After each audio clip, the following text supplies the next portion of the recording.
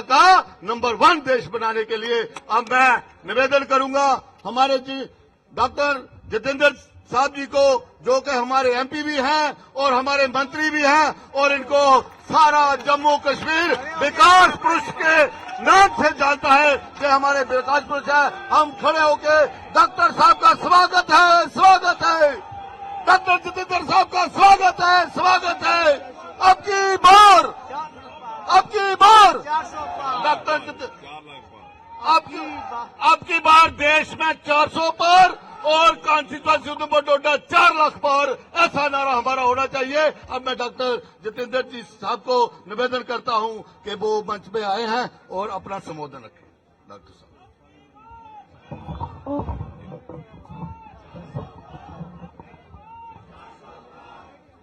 भारत माता की, भारत माता की।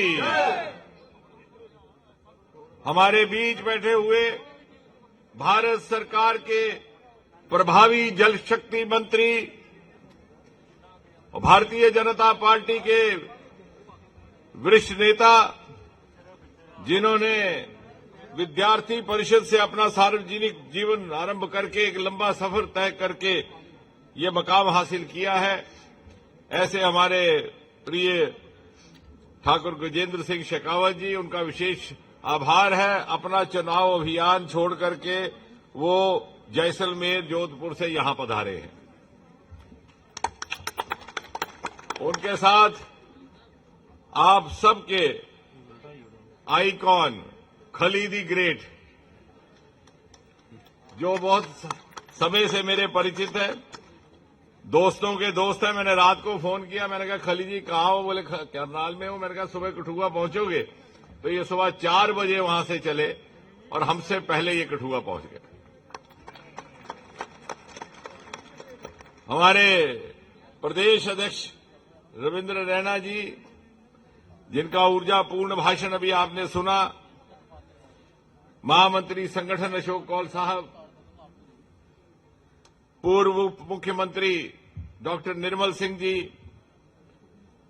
राष्ट्रीय मंत्री डॉक्टर नरेंद्र सिंह जी, मंच पर आसीन पूर्व मंत्रीगण, पूर्व विधायकगण, इस कॉन्स्टिट्यूएंसी के सभी जिलों के जिला अध्यक्ष पदाधिकारीगण और ये विशाल जनसमूह। शेखावत जी, ये दूर दूर तक जो आपको इतनी भारी संख्या में नारी शक्ति दिखाई दे रही है, युवा शक्ति दिखाई दे रही है, ये कल से यहां पर आना हुए थे आरंभ, और रात को 3 बजे तक किश्तवाड़ और डोडा के पहाड़ों से आखिरी बसें यहां तक पहुंचती रहीं। और इन्होंने न केवल यहां आकर के हमारा आदर मान बढ़ाया, बल्कि रात भर बैंड बाजे के साथ एक जश्न मनाया, जगराता मनाया। और ये प्रमाण है, ये प्रतीक है मोदी जी के प्रति श्रद्धा का, मोदी जी के प्रति स्नेह का, भारतीय जनता पार्टी के विश्वास का और 10 साल में इस क्षेत्र में हुए काम की स्वीकृति का।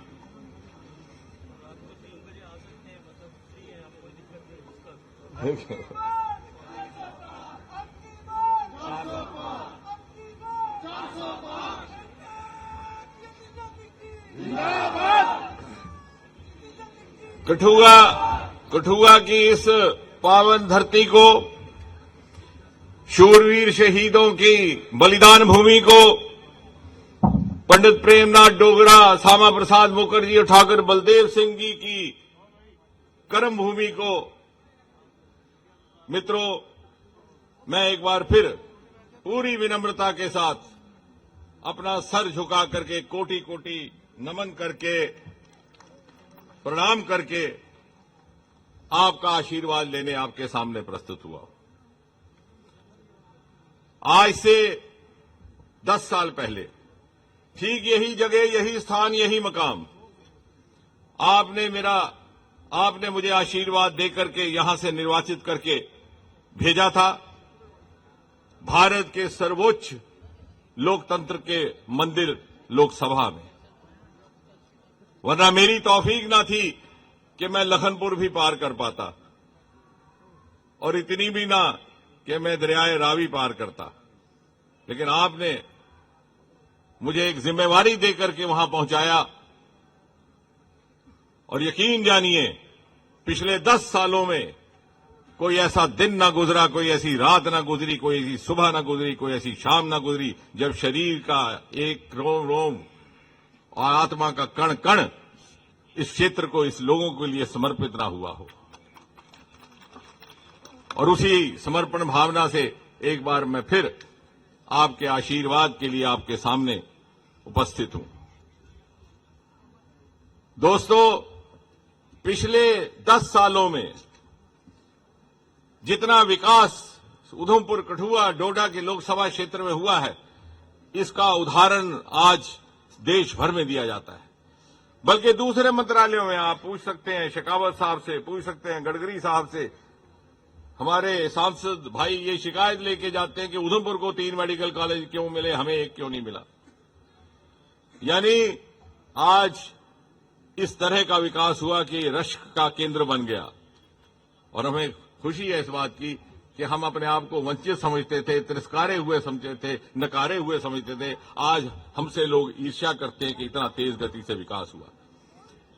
दर्जनों की तादाद में यहां पर राष्ट्रीय योजनाएं आई हैं, दर्जनों की तादाद में यहां राष्ट्रीय परियोजनाएं आई।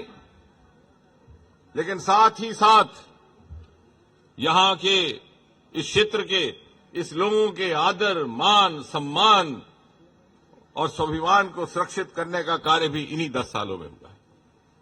आज जमाना केवल भाषण देने का नहीं।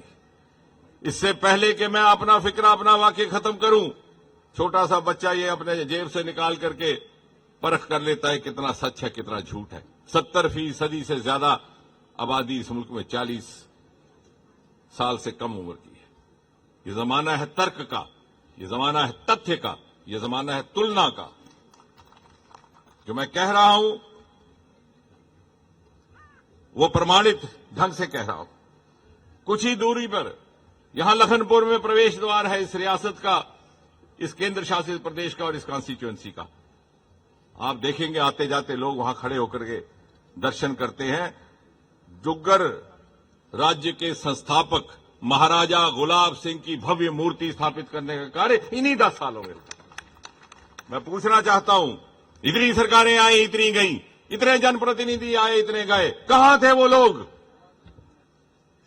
अपने आप को खुशकिस्मत समझता हूं, परमात्मा ने ये काम हमारे हिस्से में किया था।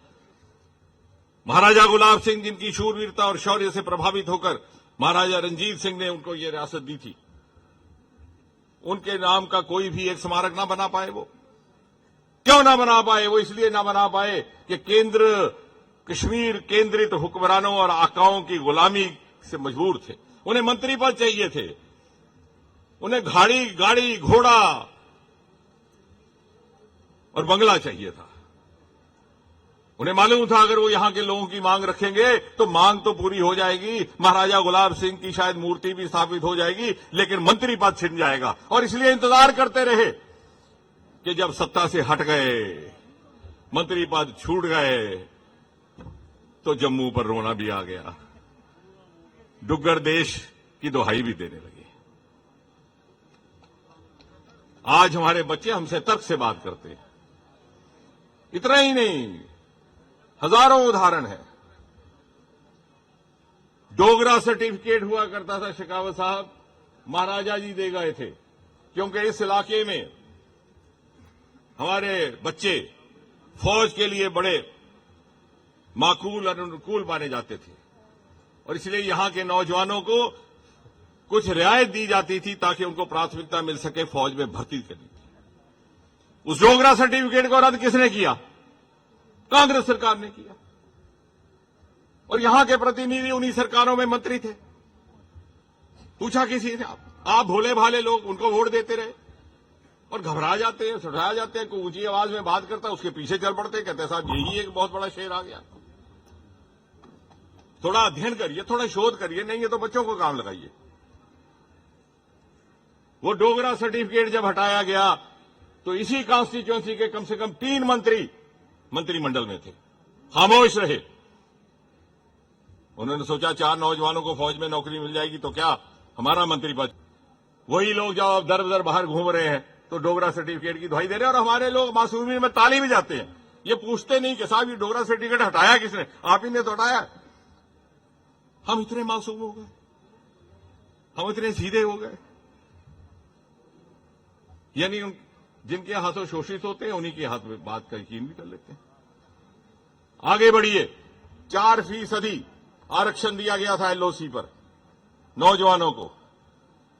सरकारी नौकरियों में 4% रिजर्वेशन, उच्च शिक्षा संस्थानों में, मेडिकल कॉलेज में, इंजीनियरिंग कॉलेज में एलओसी, जो पाकिस्तान ऑक्युपाइड जम्मू कश्मीर के साथ लगता है, पुंछ राजौरी का जिला, क्योंकि उस वक्त यूपीए की सरकार थी, उनके कुछ मंत्री वहां से एमएलए बनकर के आते थे। यहां क्यों नहीं दिया गया? इंटरनेशनल बॉर्डर है हमारे पास, लगभग 400 किलोमीटर लंबा।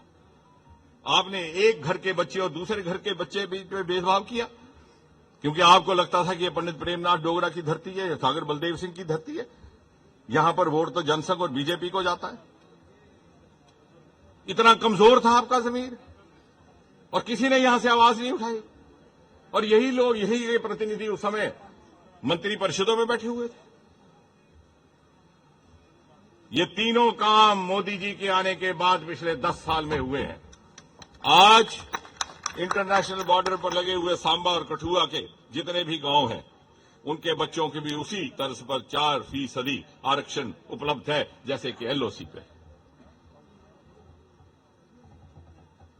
और अगर आप विकास की बात करें तो मैं दावे के साथ कह सकता हूं, जैसे मैंने कहा, तर्क और तथ्य।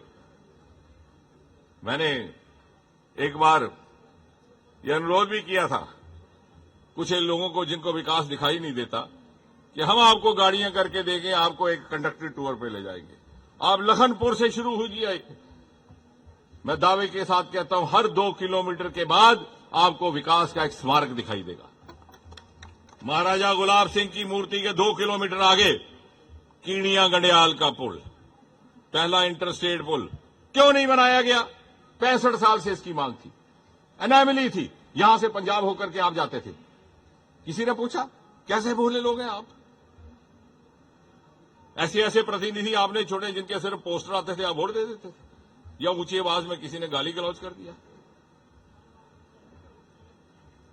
इसलिए नहीं बनाया गया कि कांग्रेस की सरकारों को लगा कि 150 करोड़ का पुल सिर्फ 1.5 पंचायत में बनाने का फायदा क्या है, वोट मिले कि ना मिले। लेकिन मोदी जी ने हमें सिखाया, जहां जिस चीज की कमी है उसकी पूर्ति करनी है, जहां जिस चीज की कोताही रह गई है उसकी पूर्ति करनी है, जहां पिछली सरकारों ने तवज्जो नहीं दी वो दीनी है। वोट की राजनीति से ऊपर उठ करके और फिर लोगों के विवेक पर छोड़ दिया जाएगा वोट किसको देना है। वोट मांगने के लिए नहीं दिया। इसीलिए जब घर घर में उज्ज्वला का गैस सिलेंडर भेजा गया तो किसी बहन से ये नहीं पूछा कि तुम्हारा मजहब क्या है, कि हिंदू हो के मुसलमान हो के हिंदू हो कि ठाकुर हो के ब्राह्मण, पीस की पूछा किसे? इतनी भारी नारी शक्ति बैठी हुई है, किसी से पूछा गया मजहब? किसी से ये पूछा गया कि आपने किस पार्टी को वोट दिया था? हमारे इतने सारे भाई चौधरी आए हुए हैं दूर दूर से, मोहल्ले के मोहल्ले कच्चे मकानों के पक्के मकानों में तब्दील हो गए, वो मोहल्ले जहां से जनसंघ को वोट नहीं मिलता था, फिर भी दिया गया।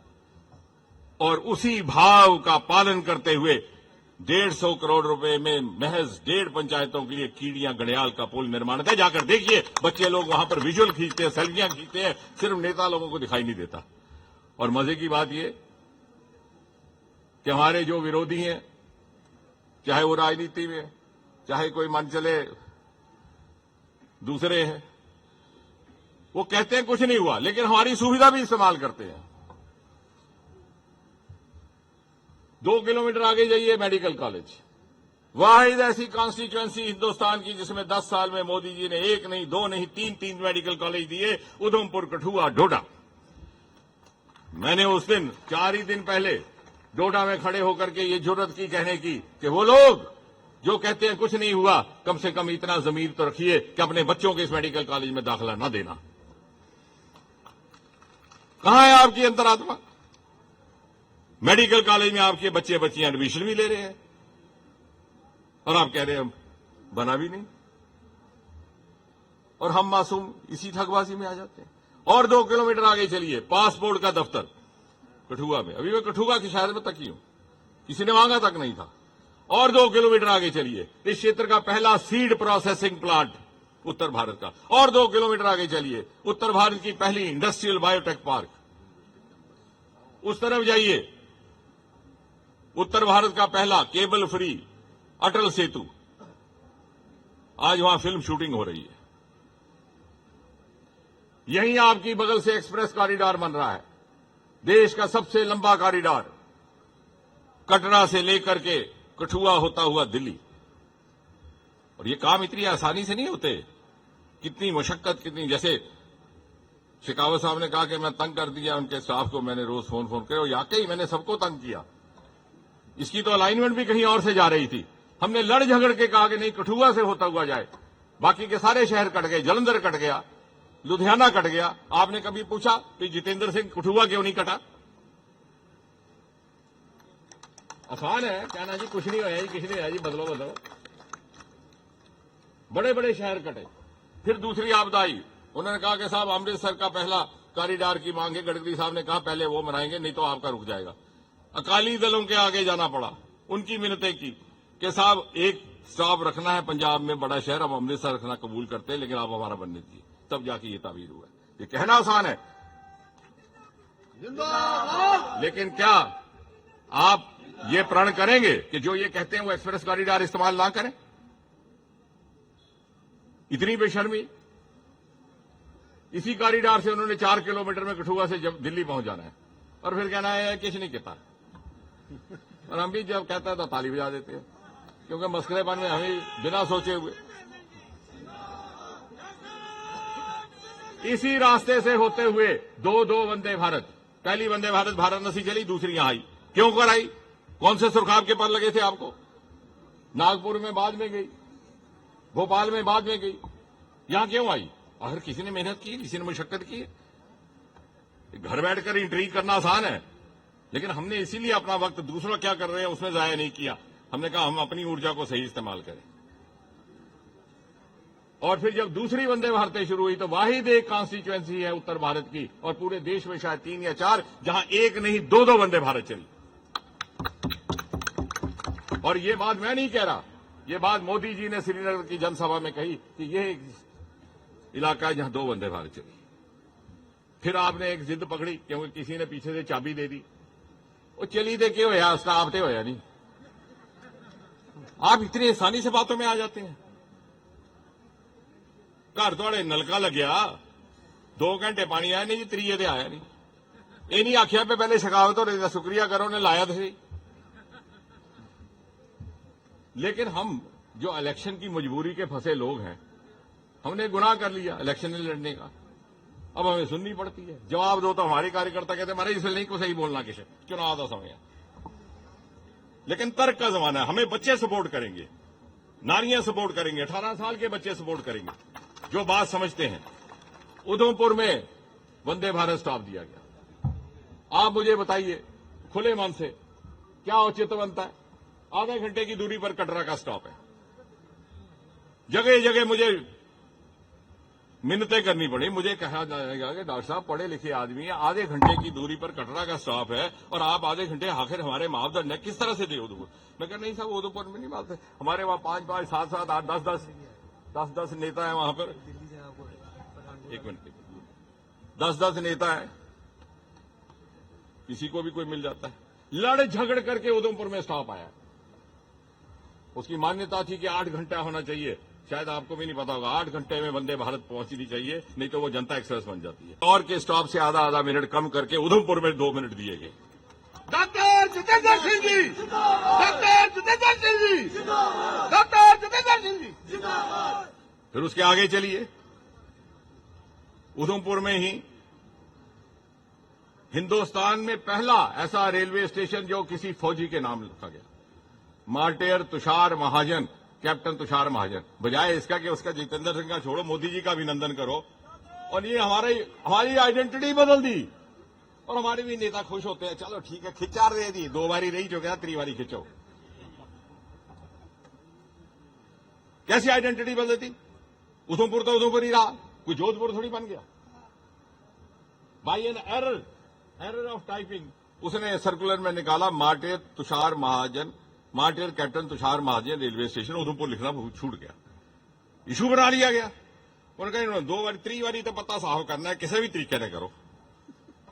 उधमपुर कटोइया जी, उधमपुर की शनाख्त खत्म करिए। दिन रात एक करके खून पसीना लगा करके जहां समर्पण के साथ काम किया जा रहा है, वो आइडेंटिटी बदलने के लिए किया जा रहा है। और आपको ये नहीं लगता कि अगर हम भी चुनावी मैदान में हैं तो हम आइडेंटिटी बदलेंगे तो अपनी भी तो आइडेंटिटी खत्म करेंगे? सबसे ज्यादा नुकसान तो हमारा होगा।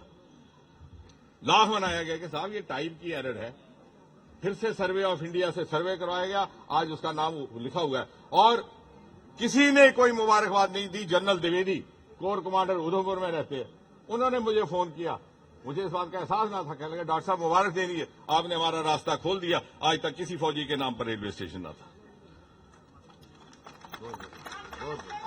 उधमपुर में ही मेडिकल कॉलेज खुला, उधमपुर में नमामि गंगा की तर्ज पर पहला देविका का प्रोजेक्ट नदी सुंदरीकरण का 190 करोड़। बीच में कोविड आ गई, विलंब हुआ, ठेकेदार भाग गया, विलंब हुआ, 1 करोड़ का जुर्माना हुआ उस पर, फिर भी नहीं आया, दोबारा ठेका दिया गया, विलंब हुआ। चलो जी, अच्छा मुद्दा मिल गया, पैसे खा गया, पैसे खा। आज के जमाने में पैसे खा सकता है 190 करोड़? वो प्रोजेक्ट जो नेशनल प्रोजेक्ट है, जो पीएम मॉनिटरिंग से हो रहा है, आप पैसे खा लीजिए भाई। ये हमारी समझ है, जिसकी लॉन्चिंग मोदी जी ने की, जिसका जिक्र मोदी जी ने किया, वो जी लेट हो गया, पैसे खाई उड़े, पत्ता साफ। बजाय सकारात्मक सोचने के पत्ता साफ का ही योजना बनती रहती है। पहला रेडियो स्टेशन बना है उधमपुर में 50 साल के बाद। 1965 में लाला शिवचरण ने पहली बार मांग उठाई थी। जंग हुआ था हिंदुस्तान पाकिस्तान का, सिग्नल कमजोर था जम्मू के रेडियो का। रेडियो पाकिस्तान से आजाद कश्मीर से आता था एक प्रोग्राम रात को प्रोपागेंडा का, और उसको रोकने के लिए उन्होंने मांग की कि यहां रेडियो स्टेशन क्यों नहीं बनाया जी आज तक आपने? हमारे दिल में खलीज थी कि एक वाजिब मांग थी, एक वाजिब लीडर ने रखी थी, पूरी नहीं की गई क्योंकि सरकारें हमारी नहीं थी, हमारी सुनवाई नहीं होती थी। लड़ झगड़ करके वेंकैया नायडू जी के पास मैंने खुद रूल निकाला, शेखावत साहब, रेडियो स्टेशन बनाने का। बोले आज के जमाने में रेडियो स्टेशन कहीं बनता है क्या? किस रूल के तहत बनाऊंगा? मैंने उनके बाई लॉज पढ़े, उस समय वो मंत्री थे, और उसमें एक रूल निकाला। जब निकाला तो इतने प्रभावित हुए, बोले ठीक है इसका दोबारा बनाओ प्रपोजल, मेरा जो गुंटूर का गांव है वहां भी ऐसे ही बने, 2 बने। बजाय इसके कभी शाबाशी दो, आप कहते जी बने देखे हुए उन्होंने इस बारी मुक्कीगा।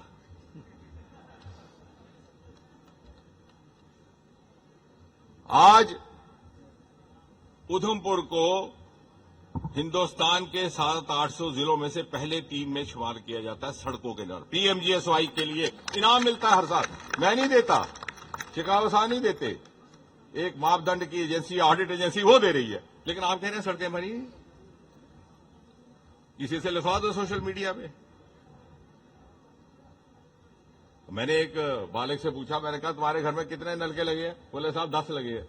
मैंने कहा कोई ऐसी दीवार है जहां नहीं है? बोले है। मैंने कहा मैं उसका फोटो डालता हूं, कहता हूं ये लड़का झूठ बोल रहा है। सड़कें बंद नहीं होंगी, क्यों होंगी बंद? ये दुनिया आबाद रहे, हिंदुस्तान आबाद रहे, हमारा मुल्क आबाद रहे, हमारा इलाका आबाद रहे, और सड़कें बने और नगर बने। आज के कस्बे कल के शहर होंगे, आज के गांव कल के कस्बे होंगे, आज के जंगल कल के गांव होंगे। आबादियां बढ़ेंगी, कॉलोनियां बनेंगी, सड़कों की जरूरत कभी खत्म नहीं होगी। लेकिन निरंतर प्रयास जारी है। कोई एक ऐसा दिन नहीं गुजर रहा जहां पे दिन रात कोविड के दौरान भी काम चल रहा है। उससे आगे चलिए, डोडा में हम मर्यादा के मारे बात करने में गुरेज करते हैं, लेकिन फिर कभी कभी हैरत होती है कि सच नहीं बोलना भी तो पाप है। जो हमारे विरोधी है उनके गांव में पहली बार डाकखाना हमने बनाया, जो 40-40 साल मंत्री रहे, पहली बार स्टेट बैंक ऑफ इंडिया की वहां ब्रांच बनाई। आपके जसरोटा में होम्योपैथी का 90 करोड़ का उत्तर भारत का पहला कॉलेज बनाया, कम से कम हो। ये सिर्फ एमपी की इलेक्शन नहीं है, वहां से किसी ने एमएलए भी तो लड़ना होगा, किसी ने कल काउंसलर भी लड़ना होगा। उस वक्त यही काम गिनाए जाएंगे, या तो नहीं गिनाओ। 9.5 किलोमीटर का नाशरी का टनल लड़ झगड़ के श्यामा प्रसाद मुखर्जी के नाम पर रखा गया। मैं गडकरी साहब के पास पहुंचा, उन्होंने कहा ठीक है, पहले मैंने मोदी जी से कहा, उन्होंने कहा ठीक है, आपको जैसा अच्छा लगता है करिए। जब मैं गडकरी साहब के सामने पेश हुआ, उन्होंने कहा इसका उद्घाटन है प्रधानमंत्री जी ने करना है और वो प्रधानमंत्री जी के साथ रहेंगी मुख्यमंत्री महबूबा जी, तो कहीं ऐसा ना हो कि वो इसका इशू बनाए, तो इसलिए अभी रहने दीजिए। प्रधानमंत्री जी आए, उन्होंने उसका उद्घाटन किया, उधमपुर में सभा हुई, नाम उसका नाशरी टनल ही रहा। जैसे गवर्नर राज बना, मैं दूसरे ही दिन फिर से गडकरी साहब के पास पहुंच गया और मैंने कहा कि सर आपने कहा था अब तो गवर्नर राज लग गया। बोले आप अभी तक नहीं भूले, आपको ये क्यों ऐसा वहम होगा? मैंने कहा इसलिए कि इसी रास्ते से श्यामा प्रसाद मुखर्जी को कठुआ माधोपुर से गिरफ्तार करके शाम को बटोत ले गए थे। जब यहां उनके नाम का बोर्ड लगेगा तो कोई बच्चे जब आएंगे किसी परिवार के साथ तो पूछेंगे अपने माता पिता को ये कौन था, तो कम से कम उनको कहानी याद करने का मौका मिलेगा। हिंदुस्तान का पहला ऐसा कंस्ट्रक्शन प्रोजेक्ट जिसका नाम श्यामा प्रसाद मुखर्जी, और कहते जी असं तो लभदा गए नहीं। मैं नहीं लभदा तो बीच गड्डी नहीं चलाए, आखा माई मिट्टी है, और एक्सीडेंट मारे हो।